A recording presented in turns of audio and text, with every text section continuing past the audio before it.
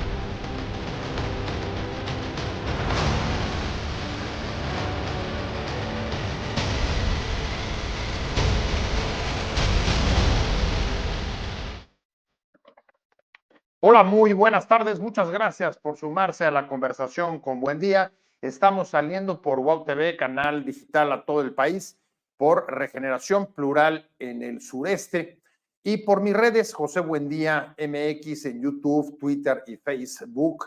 Casi en punto de las 7 de la tarde, como todos los martes y jueves, abrimos esta conversación para debatir los asuntos que nos están afectando, nos importan a todos, y en este caso nos metemos al tema que domina la agenda pública después, por supuesto, del debate presidencial del pasado fin de semana, que es la crisis diplomática con Ecuador. Una crisis que explotó el pasado fin de semana después de hechos francamente inéditos. No solamente declarar non grata a la embajadora de México allá, sino el allanamiento, el asalto a la sede diplomática mexicana. Hoy el presidente López Obrador mostró videos tomados en la residencia de diplomática mexicana allá, que alguno de los diplomáticos habrá traído en la valija antes de abandonar la casa, y en la mañanera dio a conocer cómo había imágenes que daban cuenta de cómo fueron el personal diplomático de la embajada maltratado, incluso apuntado con armas por la policía que entró de manera violenta por la fuerza a la sede diplomática. Después de esto, y con una queja por la falta, digamos, que de una condena contundente, así es como lo leyó López Obrador, la postura, las primeras posturas de la Casa Blanca, Washington se pronuncia con una condena diciendo que no puede convertirse esto en un precedente. La crisis va evolucionando, la OEA también ha condenado más o menos en los mismos términos de Washington hoy el ataque, el allanamiento a la embajada. Y lo que nos interesa preguntar en esta conversación es que detrás de una crisis que tiene ribetes bastante inéditos, por supuesto, ha habido otros casos, sin embargo, este no deja de parecer absolutamente singular. Es que si estamos ante un caso aislado, solitario, o este episodio tenemos que inscribirlo en acontecimientos que se han venido produciendo de confrontación ideológica entre gobiernos de distinto signo político e ideológico, subrayo, en América Latina. Luego veremos los ejemplos, pero hay varios, o si es un asunto sobre todo de carácter electoral interno de Ecuador, donde en 10 meses habrá elecciones para designar a el presidente de aquel país, porque Noboa, el protagonista, el presidente protagonista de estos acontecimientos, tiene un cargo temporal. Es un presidente que deberá de convocar a las urnas en 10 meses. Para discutir, para entrar en este tema, me da mucho gusto, como siempre, recibir aquí a Daniela Pacheco. Ella es analista internacional, eh, y además pues con un amplio conocimiento de muchas de las crisis que han venido sucediendo en América Latina. Le ha tocado vivir ya varias y le doy la más cordial bienvenida a Daniela, porque su punto de vista me parece que puede ser muy enriquecedor para tratar justo eso, de desentrañar qué es lo que está detrás de esta crisis diplomática. Daniela, un gusto. Gracias, Pepe. Gracias, Bernardo, también por estar aquí compartiendo este espacio con ustedes y con el auditorio.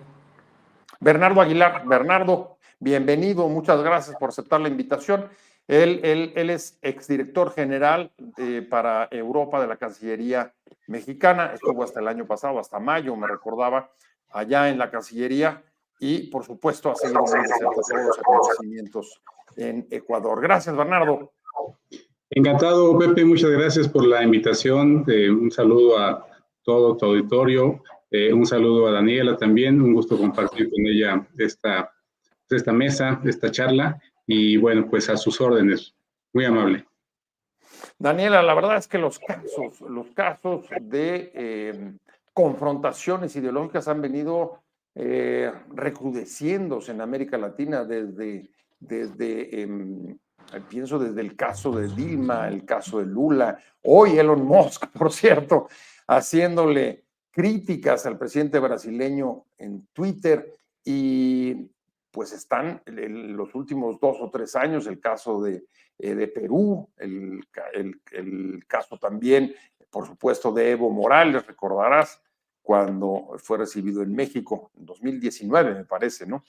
Pero el asunto es, tú que conoces un poco la entraña de cómo se mueven los movimientos políticos en varios países de América Latina y esta confrontación que en efecto se está dando entre gobiernos, digamos, de corte más conservador, empresarial, liberales o neoliberales y nuevos gobiernos que han ido emergiendo desde la izquierda, si ves detrás de un episodio con ribetes bastante inéditos como parte de ese conflicto, de esa lucha, o te parece que es un asunto básicamente electoral interno de Ecuador para movilizar el voto, la necesidad del presidente Noboa, o simplemente un caso inédito y aislado? ¿Cuál es tu lectura? A ver, Pepe, yo empezaría diciendo que no creo que el gobierno ni el mismo Daniel Noboa, el presidente de Ecuador, que además no tiene ninguna experiencia política, pasa de manejar una empresa, es el hijo del hombre más rico del Ecuador, directo a la presidencia de la República. Y aquí yo partiría por decir que toda esta situación, o el detonante de esta situación, son los comentarios del presidente Andrés Manuel López Obrador sobre cómo se desarrolló la campaña política en el Ecuador. Sin embargo, el presidente AMLO no dijo nada que no fuera cierto. Noboa llega a la presidencia porque se asesina a un candidato, recordemos el asesinato de Fernando Villavicencio, se culpa de alguna manera a la candidata de izquierda en ese momento, Luisa González, o bueno, más que a la candidata, al movimiento correísta, y así es como Daniel Noboa se mete en el tablero electoral. Antes de este suceso, él no pintaba para nada en la elección. ¿Ya? Entonces, tiene un gobierno bastante incompetente, empezando por su canciller, que tampoco tiene ninguna experiencia, viene del sector privado, aunque maneja una aerolínea que de hecho lo hizo bastante mal. Entonces, me cuesta creer que Daniel Noboa y su gobierno tengan esta visión latinoamericana, ¿no? A diferencia de otros presidentes del continente.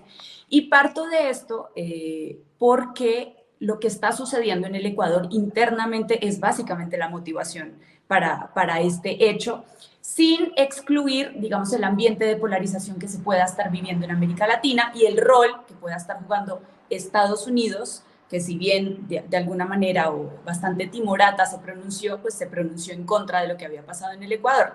Sin embargo, Daniel Noboa, va a ir a una consulta popular el próximo 21 de abril y le pareció que entrar a la Embajada de México por Jorge Glass era un golpe mediático, un golpe político hacia adentro que le iba a beneficiar, digamos, en esa consulta popular, que de alguna manera es la manera de medir el clima político rumbo a la elección de febrero del 2025. Como tú bien lo indicabas en la introducción, Daniel Noboa es un presidente de transición, el Ecuador va a elecciones en el 2025 y creyó de verdad que esto era un golpe mediático que hacia adentro de alguna manera le iba a salir bien. Ahora, es cierto que América Latina está muy polarizada después de la gran ola de gobiernos de izquierda, básicamente en los años 2000, la primera mitad de los 2010, hubo un ciclo más bien corto después de gobiernos de derecha, incluso de extrema derecha en América Latina, obviamente con Bolsonaro, tenías a Duque en Colombia, por ejemplo. Sin embargo, yo creo que este ciclo no terminó muy bien para esa derecha dura, hubo varias victorias para la izquierda, así que yo creería que estamos hablando de una especie de retorno de la izquierda en el continente. Lo de Javier Milei, bueno, ya es un hecho aparte que se explica en la situación interna de Argentina, que además a 100 días de ser elegido un poquito más, ya su popularidad ha caído casi 17 puntos, ¿no? Entonces sí tenemos un panorama bastante heterogéneo, con un continente que está en disputa, con corrientes ideológicas muy distintas. Yo no las enmarcaría directamente solo entre izquierda y la derecha más dura. Sin embargo, creo que la derecha tiene ventajas en las organizaciones regionales en términos de número de votos, y eso ha dificultado, por ejemplo, que se consoliden mecanismos regionales para que América Latina pueda desarrollar mecanismos fuertes, pues precisamente de integración que respondan a esas propias necesidades de los pueblos que eligieron que América Latina hoy tuviera una mayoría de izquierda.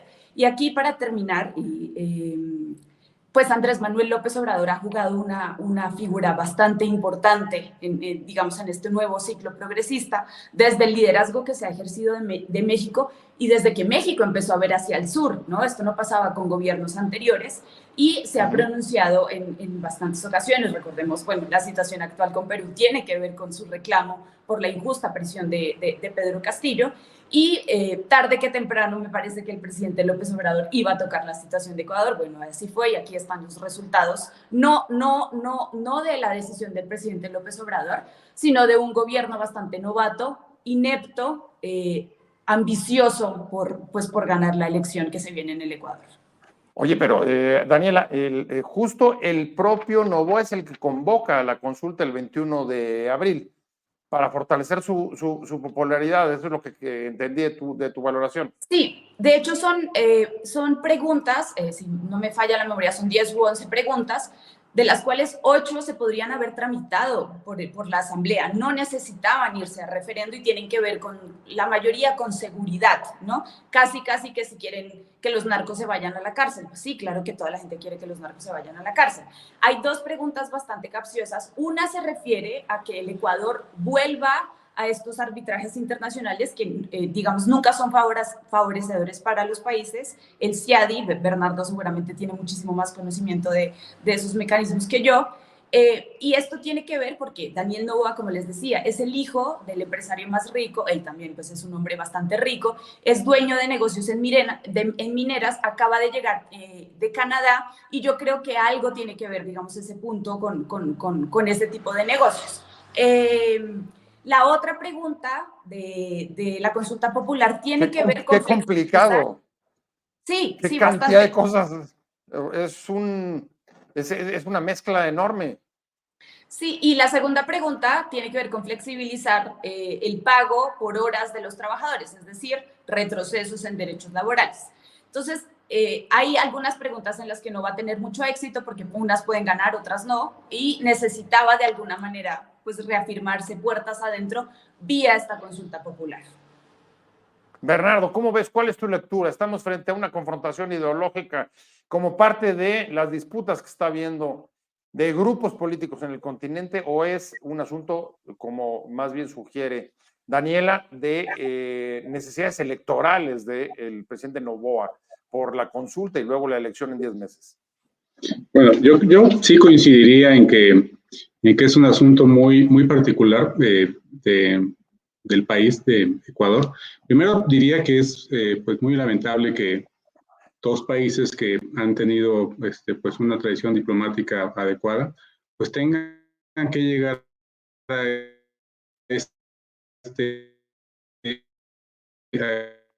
este punto. Pues en poco menos de una semana se ha dado al grado en nuestro país. Y el acceso, evidentemente, pues fuera de todo protocolo internacional a las instalaciones de la embajada. Entonces, bueno, definitivamente es algo que la vía diplomática debió haber procurado que no sucediera. Sin embargo, bueno, pues ya el momento es el actual, ¿no? Efectivamente, fue una cadena de situaciones. Hubo algunos comentarios en una conferencia mañanera de nuestro presidente, el presidente de la República, Andrés Manuel López Obrador, como me parece que los puede haber en cualquier país del mundo, de cualquier presidente, primer ministro, mandatario, sobre otro país, sin que necesariamente se tenga que catalogar como una actitud injerencista, ¿no? Ningún país está exento de la globalidad en el mundo y cualquier comentario, pues, puede ser hecho sin, insisto, calificarse como una injerencia a la política interna de otro país. Y fue relacionado justamente con lo que comentaba Daniela respecto al asesinato de Fernando Villavicencio, ex candidato a la presidencia de la República. Bueno, en México tuvimos una situación de un magnicidio en 94, con el asesinato de Luis Donaldo Colosio, y no llevó a ningún tipo de situación diplomática con otros países, de rompimiento de relaciones por ese motivo, ¿no? Y seguramente en muchos países del mundo se habló de la situación en México. Sin embargo, bueno, pues la diplomacia es justamente eso, tratar de resolver por esa vía una situación de un posible conflicto. Y déjame, perdón, Bernardo, que te interrumpa, solamente déjame para nuestro auditorio recordar un poco a grandes líneas qué fue lo que dijo el presidente en aquella mañanera a la que te estás refiriendo. Él lo que dijo es que el asesinato del ex candidato presidencial, Fernando Villavicencio, había favorecido a Noboa y había perjudicado a Luisa González de Revolución Ciudadana, que lidera el expresidente Correa. Ese fue más o menos el tono de lo que dijo, y la respuesta fue declarar a la embajadora mexicana non grata y luego el asalto con el pretexto de que había amenaza de fuga del ex segundo, ¿no? Ex vicepresidente Glass. Pero ahí, Bernardo, lo que me llamó hoy sí la atención fue la contundencia, no solo de la Casa Blanca, sino también de la OEA. La OEA dice dos cosas, en palabras directamente del secretario general. Una, lo que tú acabas de decir, debe de privilegiarse la solución pacífica de los problemas, cosa que no ha ocurrido en este caso. Y dos, califica de muy graves los hechos ocurridos en la embajada.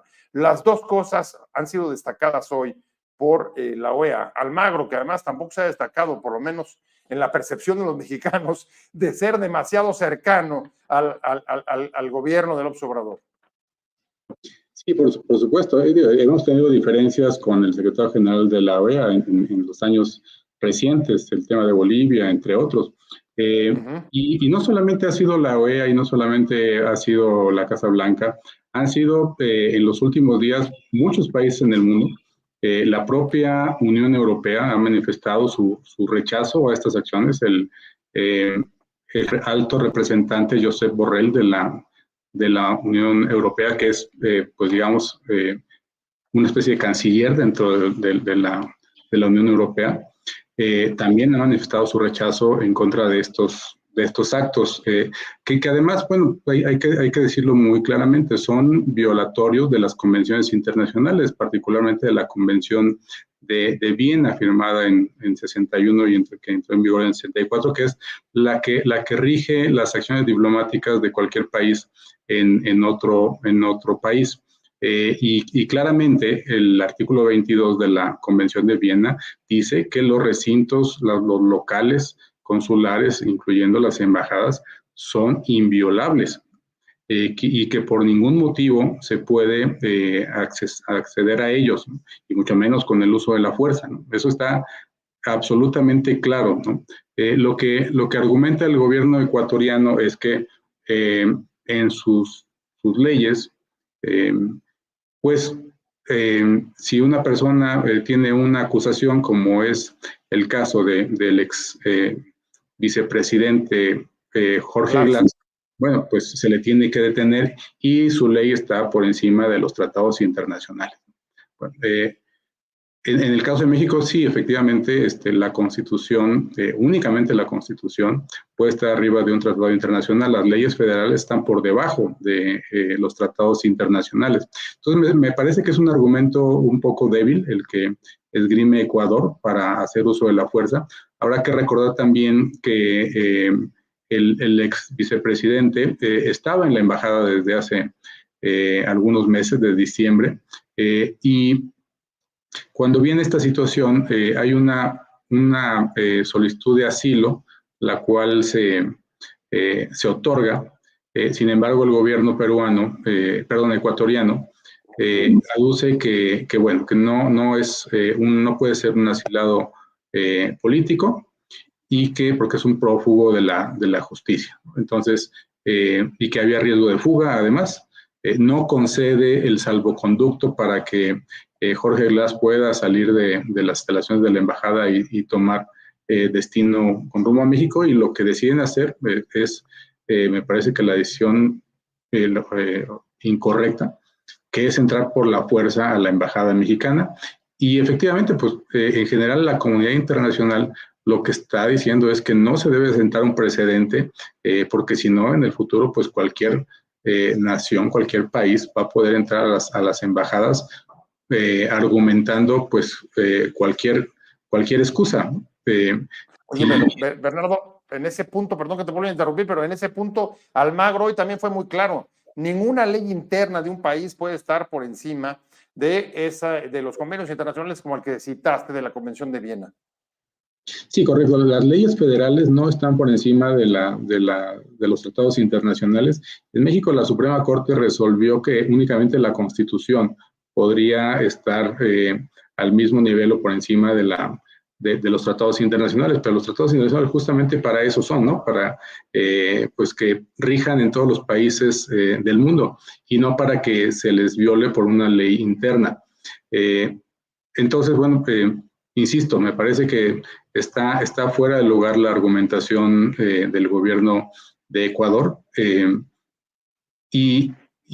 Bueno, hay países que incluso ya han roto relaciones con Ecuador a raíz de esto, no solamente México. Nicaragua prácticamente de manera inmediata también rompió relaciones con Ecuador, y la condena ha sido absoluta. No identifico algún país que se haya manifestado a favor de Ecuador en esta decisión, ninguno absolutamente.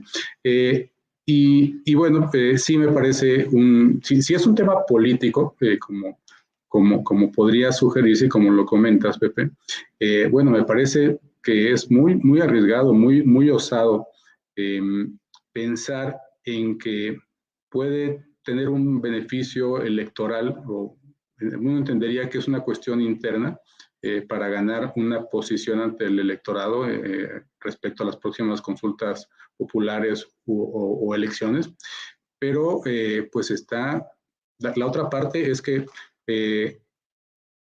la condena internacional ha sido unánime. Entonces, por un lado tienes una postura para tomar una decisión a través de la cual intentas ganar popularidad en tu país, pero por otro lado, pues tienes el rechazo internacional. Entonces, me parece que eso a la sociedad ecuatoriana, pues tampoco le va a gustar, ¿no? Que su gobierno sea condenado por la comunidad internacional. No creo que al gobierno ecuatoriano lo haga muy popular entre su población. O sea que lo que creo que está tratando de decir Bernardo, para decirlo claro, es que le puede salir el tiro por la culata, ¿no, Daniela? Y me viene a la cabeza una historia que tú solamente conoces bien, y es que, mira, ni en el caso de Julian Assange es ese escándalo internacional, precisamente refugiado durante tantos años en la Embajada de Ecuador, llegamos a ver una cosa como esta. justamente... Has apagado tú, ahí estás, perfecto, ya. ¿Ya?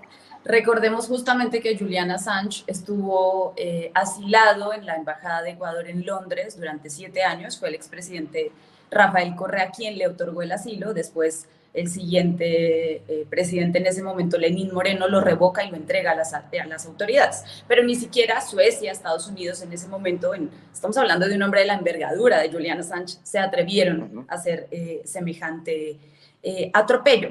Volviendo al tema de las cuestiones internas y refiriéndome a algo que decía Bernardo, que creería que la población ecuatoriana pues va a ver con malos ojos esta decisión de Daniel Noboa. Es que ese es el punto, claro. Yo creería que nos podemos estar como por la mitad. Ecuador, al igual que América Latina, no ha escapado a esta polarización política, pese a que el expresidente Rafael Correa no es presidente, ya perdí la cuenta hace 10 años, básicamente creo 7, 8, todavía sigue siendo el gran protagonista de la izquierda. El presidente Rafael Correa está asilado en Bélgica por la persecución política en el Ecuador. El gobierno belga le otorgó el asilo. Entonces, creo que todavía hay quienes en el Ecuador creen, digamos que de alguna manera estos presidentes pues legitiman puertas adentro este tipo de decisiones.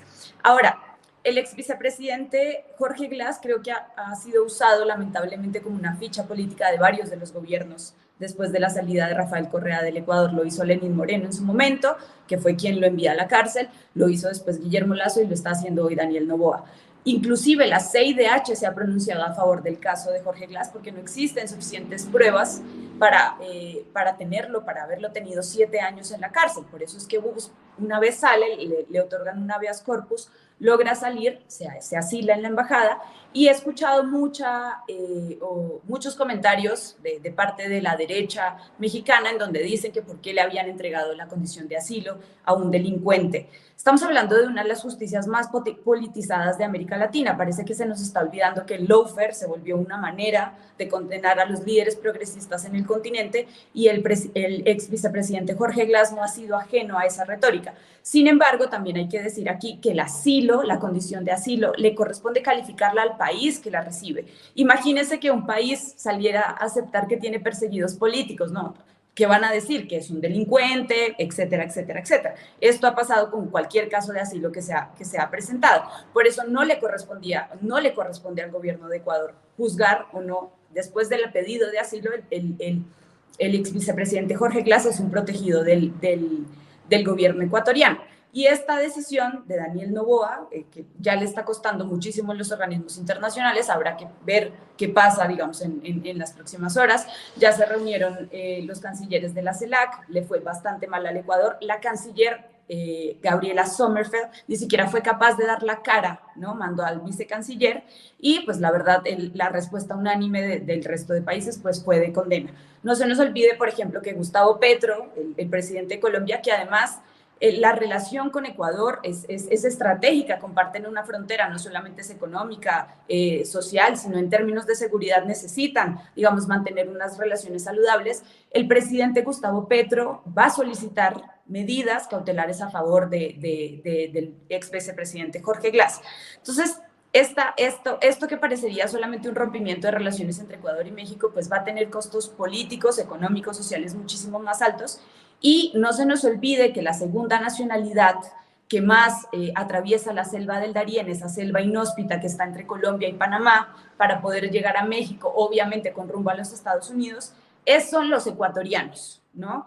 ¿Qué va a pasar con el drama humano de todas estas personas que se han visto obligadas a salir del país precisamente por estos gobiernos tan nefastos que ha tenido el Ecuador en los últimos años? Oye, pero a ver, un poco lo que estoy entendiendo de tus palabras es que estás vinculando el caso a estos procedimientos de golpes blandos que hemos visto en otras partes de América Latina. ¿Es así? ¿Esto es parte, digamos, de las medidas que a lo mejor se vieron orilladas a hacer frente a las limitaciones de un golpe blando o como parte de él? O sea, para nadie es un secreto que hay muchísimos ministros, exministras, inclusive la presidenta de la Asamblea del Ecuador están asilados. en México, están en Venezuela, en el caso del presidente Correa en Bélgica, y evidentemente esto te da luces de la persecución que está viviendo las personas que militaban en el correísmo, como se le conoce a la corriente del expresidente Rafael Correa, que se están viendo obligadas a salir del país. También hay que ponerlo sobre la mesa. La elección de febrero del 2025 era posible que Jorge Glass, evidentemente antes de todo lo que pasó, evidentemente antes de que, después de que le otorgaran el habeas corpus, volvieran tras él la justicia ecuatoriana, era uno de los posibles candidatos de la elección por la Revolución Ciudadana. Entonces, claro que se apega a este tema del golpe blando, claro que se apega a este tema del lawfare, y México, que además ha sido, digamos, un país donde tradicionalmente se ha respetado el derecho y se ha defendido el derecho de asilo, lo sabe muy bien, lo ha reconocido no solo en el caso de Jorge Glass, sino de bastantes otros funcionarios ecuatorianos que están asilados el día de hoy aquí. Bernardo, toca un tema, Daniel, hace un momento que sí llama la atención. Seguramente, pues tú traes postura al respecto de las críticas que hubo de que México diera el asilo a Jorge Glass, aduciendo que se trataba de una persona que había sido o estaba en un proceso penal en su país. Él dice que es una persecución política, pero pudimos ver desde comentarios hasta posturas políticas que cuestionaban que México lo hubiera hecho, y junto con eso las declaraciones del propio López Obrador en la mañana que ya citamos, un poco para decir, bueno, pues lo que estamos viendo no lo ganamos. Un poco somos responsables de lo que están haciendo los ecuatorianos. ¿Qué opinas de esas posturas? Bueno, yo pensaría que en este momento un tipo de comentarios como estos responden más bien al proceso electoral que está viviendo en México. O sea, también es un asunto electoral acá. Sí, por supuesto. ¿No? Y finalmente quienes emiten ese tipo de comentarios o de juicios no es necesariamente, no son necesariamente columnistas o analistas políticos, sino son políticos y en general son quienes los han emitido son políticos de la oposición, ¿no? Y bueno, pues comentaba hace un rato el tema ahorita también, aparte de este que estamos tocando, pues el debate, y estamos en plena campaña presidencial, además de toda la campaña en los estados, Congreso, etcétera.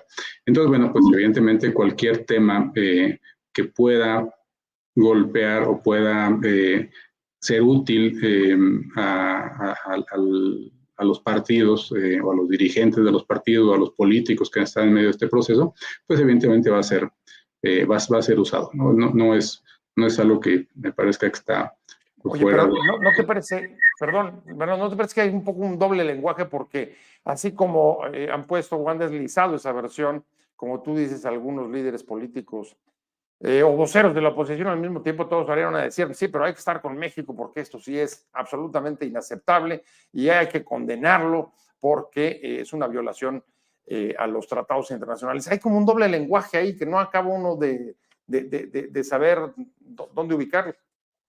Sí, me parece que es un poco inconsistente incluso ese discurso, ¿no? Efectivamente pasa lo que estás puntualizando.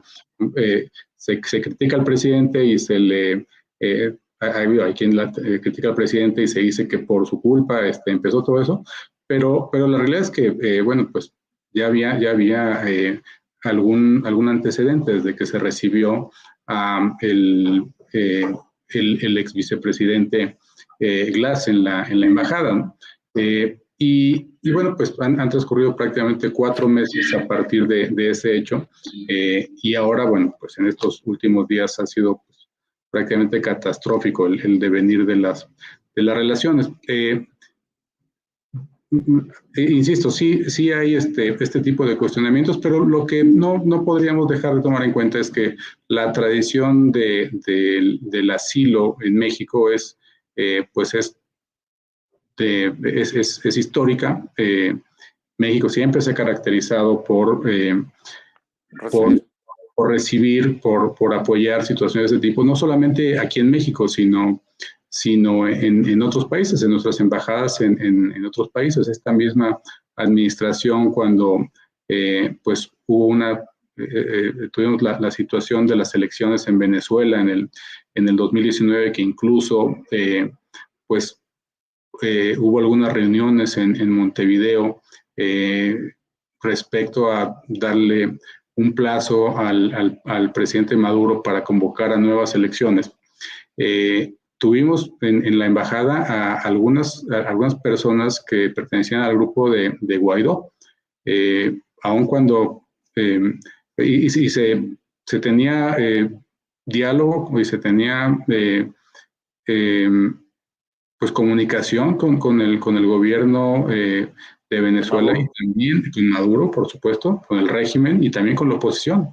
Y recibimos incluso algún diputado de la oposición en la embajada.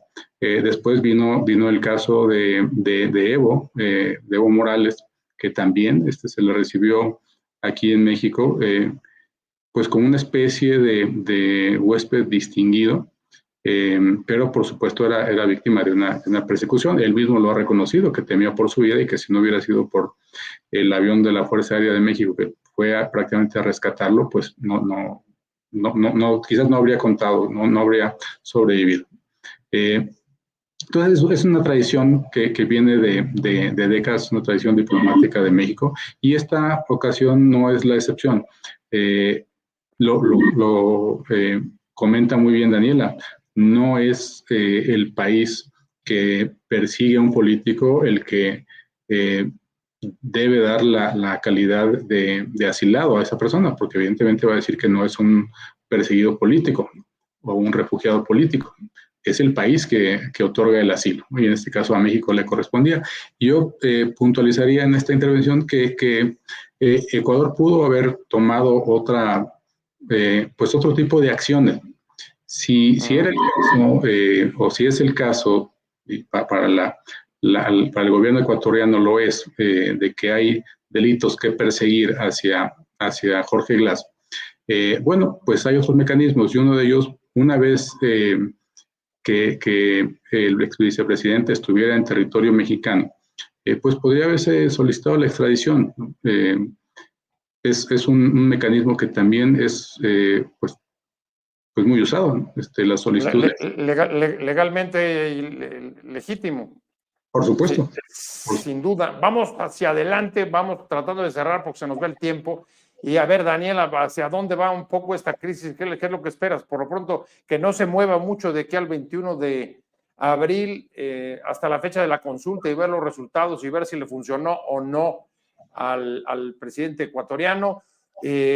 Ha dicho, por otro lado, que sí quiere buscar el restablecimiento de relaciones con México, pero no a costa de negociar la justicia, sí lo dijo, porque el país está, no lo estamos jugando el país. Yo cuando leía la comunicación de Novoa dije, caray, debe estar la cosa de veras muy profunda, porque los términos son bastante dramáticos. ¿Qué esperas tú? ¿Cómo ves el desenlace de esta crisis?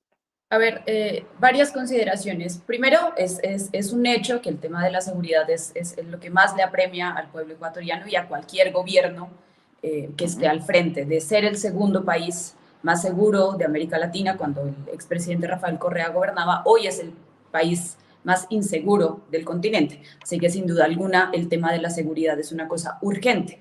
Sin embargo, si uno revisa la carta de Daniel Noboa, donde dice que está dispuesto a restablecer las relaciones, él dice que, o relaciona el tema del derecho internacional con las mayorías, ¿no? El derecho internacional se cumple o no se cumple, y el Ecuador lo incumplió y está bastante consciente de ello. Yo me resisto a creer que Ecuador o el gobierno de Ecuador haya podido tomar esta decisión sin el respaldo de los Estados Unidos. El Comando Sur ha tenido una gran presencia, no solamente con su gobierno, sino especialmente desde la llegada de Lenín Moreno y posteriormente con Guillermo Lasso. Así que supongo que ese fue el respaldo o el empujón que necesitó para tomar una decisión de esta envergadura. Es muy probable, Bernardo muy seguramente lo corrobora, corroborará que en las instancias internacionales efectivamente pues se haga una condena al Ecuador. Este tipo de situaciones no se pueden dejar pasar porque pues, sentarían un precedente terrible, no solamente para la región, sino a nivel mundial. Como bien lo decía, inclusive gobiernos de la Unión Europea, Rusia, se han manifestado en contra de este asalto a la embajada del Ecuador. Ahora, puertas adentro, ¿cuál ha sido la estrategia que ha manejado Daniel Noboa? Mediáticamente, él culpa al correísmo de las sanciones que se le vayan a aplicar al Ecuador después de asaltar la embajada, ¿no? O sea, va a ser la víctima frente a su pueblo.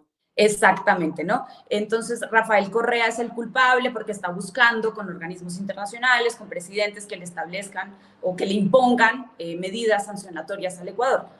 Por Dios, o sea, el presidente Daniel Noboa tomó la decisión de asaltar la embajada.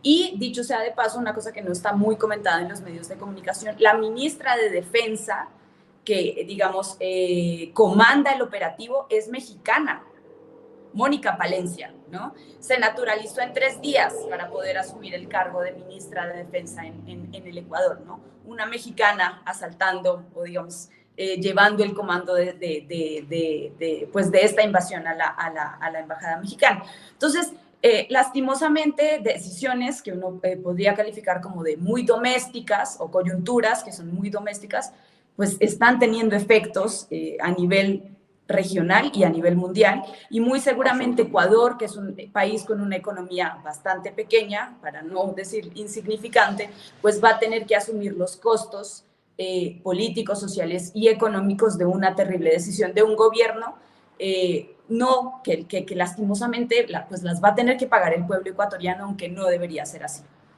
Oye, si tu hipótesis es correcta respecto al Comando Sur, la declaración hoy de la Casa Blanca condenando sin ambajes, sin dudas, el asalto a la embajada significaría que Washington abandona al gobierno de Noboa. ¿Tú así lo leerías o es un doble lenguaje? Yo no lo leería como un abandono. Digamos, Estados Unidos tiene muchísimos intereses en el Ecuador, empezando por la instalación de nuevas bases militares, pero, digamos, no sería la primera vez que Estados Unidos tira la piedra y esconde la mano, ¿no? Lo estamos viendo precisamente en un país como Haití, también tan golpeado por una extrema violencia y una extrema crisis de seguridad, y efectivamente son esos gobiernos satélites auspiciados por los Estados Unidos, ¿no?, los que han generado esta crisis, y es después Estados Unidos el que quiere promover estas invasiones amigables al territorio haitiano. No lo hacen ellos, ¿no? Recordemos, por ejemplo, que le pidieron a Kenia, ¿no?, a Kenia, que se encargara de llevar esta misión a cabo. Entonces, no me sorprendería que, digamos, por debajo de la mesa los acuerdos continuaran. Hay muchos acuerdos económicos en juego, pero frente a semejante, digamos, condena internacional, sería bastante difícil que Estados Unidos pudiera seguir guardando silencio o estas declaraciones tan timoratas que había hecho hasta ahora. Pues en cualquier caso, Bernardo, este error garrafal, porque después de ver la condena casi unánime de 29 países y la mayor parte de los organismos internacionales, regionales y mundiales, ¿qué puede hacer? ¿Cómo puede ser o cómo puede buscar una salida a Noboa? ¿Te parece que su carta abre puertas para encontrarla o qué es lo que esperarías tú desde el punto de vista diplomático? Mira, antes de responder, quisiera hacer un comentario sobre lo que acaba de comentar Daniela respecto al tema con Estados Unidos. Y bueno, yo no podría, por supuesto, afirmar ni confirmar que Estados Unidos estuvo detrás respaldando esta decisión. Pero bueno, me parece también que si a nuestro vecino pues se le pusiera en la disyuntiva de condenar el ataque o no, o en la disyuntiva de apoyar a uno o a otro gobierno, pues evidentemente la relación, por mucho que sea estratégico para Estados Unidos el territorio ecuatoriano, bueno, pues nosotros somos su principal socio comercial, ¿no? Somos sus vecinos. una gran cantidad de mexicanos viven en Estados Unidos, tenemos una frontera de más de 3,000 kilómetros, el comercio pues entre nuestros países es el número uno en el último año. Del mundo. Exactamente, entonces, bueno, me parece que no habría por qué o ninguna razón como para que prefiriera darle el respaldo al gobierno de Ecuador sobre el gobierno de México, que además, insisto, los tratados internacionales nos dan la razón y la comunidad internacional también, y está condenado. Bernardo, entonces, ¿crees que eso es lo que pasó hoy en la mañana? Porque el presidente dijo la condena tanto de nuestros socios comerciales, tanto de Canadá como de Estados Unidos, dijo, pues fue tibia, esperábamos más, no vino lo que esperábamos, y después de eso sale la Casa Blanca, el vocero de la Casa Blanca y condena. ¿Crees que eso es lo que sucedió para que no quedaran dudas? Pues probablemente sí, ¿no? Eso probablemente sea una consecuencia, ¿no? Porque se da después de lo que el presidente dijo hoy. Entonces, ¿qué significa? Pues que en Estados Unidos se le escucha al presidente López Obrador y además, pues tiene absoluta lógica que eso ocurra, ¿no? Pues, insisto, por todos los motivos que acabo de dar, ¿no? Esta relación que además, pues, tiene muchas aristas, ¿no? El tema de seguridad, tema de migración, tema económico, es extremadamente compleja la relación México-Estados Unidos, pero finalmente, pues, por todo ello, es importante que nuestra relación siempre esté en los mejores términos. Más aún, ambos países en este momento estamos viviendo lo que comentamos hace un rato, pues un periodo electoral, ¿no? Este año también hay elecciones en Estados Unidos en noviembre. Entonces, pues me parece que no le convendría al gobierno americano pues pelearse con nosotros por este diferendo, e insisto, sabiendo que además pues nos asiste la razón. Y bueno, sobre la pregunta que me hiciste, Pepe, yo no... La salida. Sí, la salida, sinceramente, es una opinión personal. No veía condiciones de un restablecimiento pronto de relaciones diplomáticas. El personal de la embajada ya salió, todo el personal.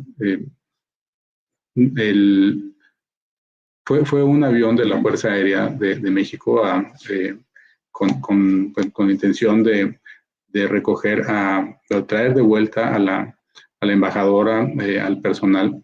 Y bueno, pues no se le otorgó la autorización al avión mexicano para que pudiera aterrizar en territorio ecuatoriano y pudiera traer de vuelta. Es una afrenta, me parece, ¿no?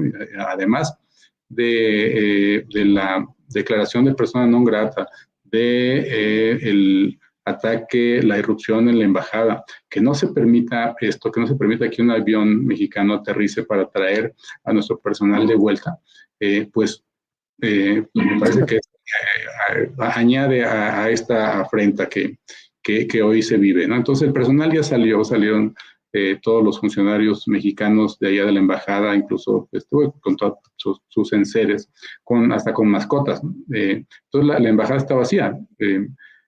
Y bueno, el motivo de las diferencias, la diferencia que se asume que era la situación del ex vicepresidente Glass, bueno, pues finalmente el vicepresidente ya está ahora pues se quedó en Ecuador. Entiendo que está en un hospital sí, pero me parece que tuvo algún problema de salud y se le tuvo que llevar a un hospital. Entonces, bueno, pero bueno, estará en prisión en un lugar que se llama La Roca. Entonces, bueno, ese era el motivo de la discordia para el gobierno ecuatoriano. Eso ya está, ya se perdió, pero nosotros estamos fuera de la embajada y ya se retiró a nuestro personal diplomático. Entonces, me parece que mientras, insisto, es una opinión personal, pero por el desarrollo de los acontecimientos, mientras el presidente continúe siendo Daniel Noboa, me parece que hay pocas condiciones para un restablecimiento de relaciones diplomáticas. No lo veo en el corto plazo. Me parece que tendría que reiniciarse, el diálogo en ese momento está roto y tendría que reiniciarse a partir de un nuevo gobierno en el Ecuador. ¿Cómo ves? ¿Coincides, Daniela? Habrá que esperar a ver qué pasa en 10 meses en Ecuador para que pueda reemprenderse el camino de acercamiento entre los dos países o crees que puede Sí. pasar algo antes? No, estoy de acuerdo con Bernardo. Creo que hasta ahora el gobierno de Daniel Noboa se está dando cuenta de las nefastas consecuencias de su decisión. Sin embargo, conociéndolo, digamos, algo conozco de política del Ecuador, su personalidad también, digamos, es un impedimento, ¿no? Esto se lo tomó como una afrenta personal, el que le dijeran básicamente que llegó a la presidencia a raíz de hechos coyunturales de violencia que efectivamente sucedieron en el Ecuador. Así que estoy de acuerdo con Bernardo, va a ser bastante complicado. Además, tiene muchas cosas que resolver puertas adentro. Después de esto, la bancada de la Revolución Ciudadana, que no es menor, era la primera bancada en la Asamblea, son 51 asambleístas, se declararon en completa oposición de aquí en adelante hasta que termine su periodo de gobierno al gobierno de Daniel Noboa. Así que cualquier iniciativa que vaya a querer pues sacarla va a tener muy complicada. Inclusive algunos partidos de derecha se manifestaron en contra de la decisión de Daniel Noboa y muy seguramente eso va a mover los tableros, los hilos políticos dentro de la política interna ecuatoriana. Así que lo veo bastante complicado. Un escenario bastante difícil, que ojalá no suceda, es que el presidente se reelija en febrero del 2025, porque además hacer campaña política en estas condiciones con perseguidos políticos, cuando tienes a la cúpula del partido de izquierda asilado en México, en Venezuela, en Bélgica, pues es bastante complicada. Y es siempre en estos términos de violencia, de polarización, de persecución que se ha dado últimamente en la política ecuatoriana. Ustedes decían bien, el ex vicepresidente Jorge Glass fue internado, tiene bastantes problemas de salud, no de ahora, ya desde hace algunos años, y evidentemente con la prisión, la entrada, la salida de la cárcel, se ha venido deteriorando su salud. Tuvo que ser internado, ya está nuevamente en la cárcel, La Roca, una cárcel de máxima seguridad, con un ambiente bastante hostil. El ex vicepresidente Jorge Glass atravesó 25 motines carcelarios durante su estadía en la cárcel. Así que a mí, la verdad, no me parecería descabellado que también pusieran en riesgo su seguridad al interior del centro penitenciario. Sin embargo, yo sí creo que este tema va a continuar en la medida en que México no va a aceptar, digamos, el renunciar, no sé si sea la palabra indicada, pues a la condición de asilado que ya le había entregado a Jorge Glass, y creo que eso también va a depender de las medidas que se puedan obtener, especialmente en la Corte Interamericana de Justicia respecto a lo que sucedió en el Ecuador. O sea, en concreto, ¿puede gobernar Noboa los próximos 10 meses sin Revolución Ciudadana en el Congreso? Porque ya dijo que ni un solo acuerdo, ¿no? Sí, va a tener que hacer acuerdos que le van a quedar bastante difíciles con otros partidos de derecha, pero no va a ser tan fácil, digamos, como lo tenía hasta hace algunos meses en que era posible negociar algunos acuerdos con la izquierda. Y además vas a tener al Partido de la Revolución Ciudadana recordando este episodio, bueno, además de otros, por supuesto, todo lo que queda de la campaña electoral de aquí a febrero del 2025. Pues le vienen 10 meses muy difíciles y además parece que el precio o el costo de sus acciones va a ser muy alto para él. Voy cerrando, Bernardo.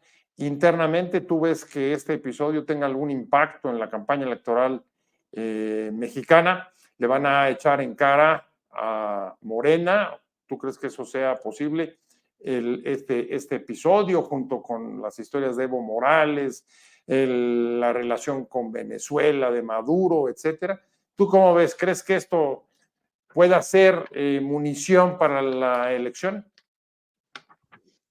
Me parece que de manera negativa hacia la candidata de la coalición gobernante, hacia la doctora Sheinbaum, me parece que no tendrá mucho impacto.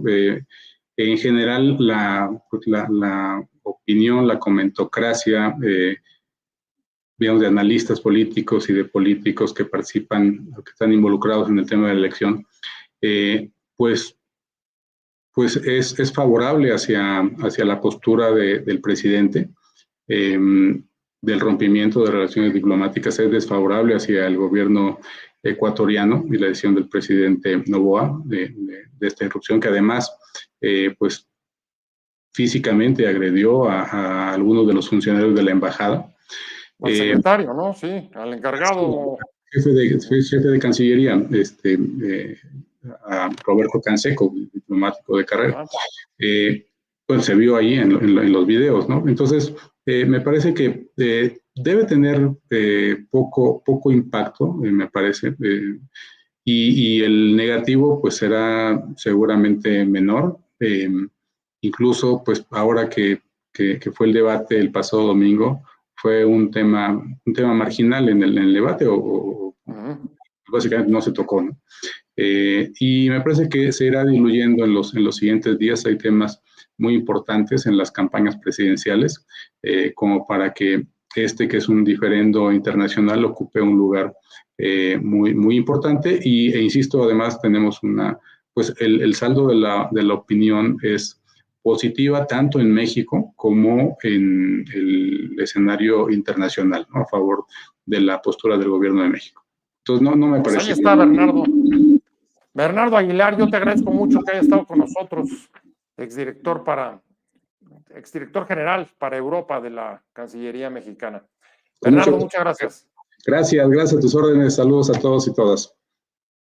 Y por supuesto, Daniela Pacheco, muchas gracias, Daniela, como siempre, analista, comunicóloga latinoamericana. Muchas gracias, Daniela, un placer haberte visto. El gusto es mío, gracias Pepe, a ti, a Bernardo y a todo el auditorio. Nos vemos, muchas gracias, pero sobre todo a ustedes por haber estado con nosotros aquí en Conversando con Buen Día. Nos vemos jueves, como todos los martes y jueves a las 7 de la tarde. Salimos por WOW TV, canal digital a todo el país, por Regeneración Plural en el sureste y por mis redes, José Buendía MX. Nos vemos el próximo jueves, no se lo pierda, y muchas gracias a Fernando Robles, que es el que nos permite como productor de este programa hacer el enlace y conectar, abrir esta conversación. Nos esperamos, nos vemos el jueves. Muchas gracias, que tengan una muy buena semana. Adiós.